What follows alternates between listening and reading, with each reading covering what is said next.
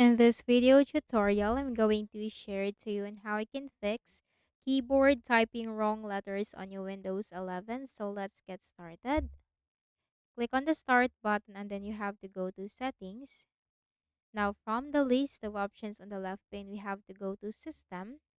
Scroll down and click on troubleshoot and click on other troubleshooters. Here you will find you need to look for keyboard with a run button corresponding to it. So in my case, I don't have that from here. But once you find keyboard with a run button corresponding to it, run the keyboard troubleshooter. Follow the on-screen instructions that will give you suggestions and recommendations to fix the issue. It will also help you automatically fix the issue. So simply run the keyboard troubleshooter, and after running it, do not forget to restart your Windows. The next thing that we can do is again click on the start button and go to settings. Then we have to click on time and language in the left pane. Click on language and region. Now here I have this, your Windows license only supports one display language, and that is true. But in your case, if you haven't added your language from here, let's say for example, I have here the English United States, which is for the language pack, text to speech, speech recognition, handwriting, and basic typing.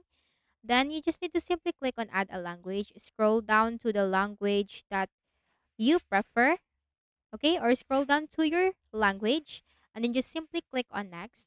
Now once your language has been added, click on the three dots at the top and click on language options.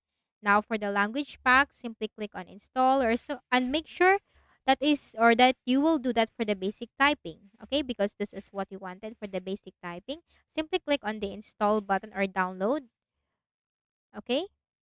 Click on the three dots for your language, go to language options, and then simply click the download button for the basic typing language pack handwriting. That will take time depending on the internet connection, but make sure that you have installed like this, installed, and then that's it. That will fix the issue for you. So I hope this video helped you. Kindly please do not forget to hit the like button and subscribe to this YouTube channel. Thank you for watching the video.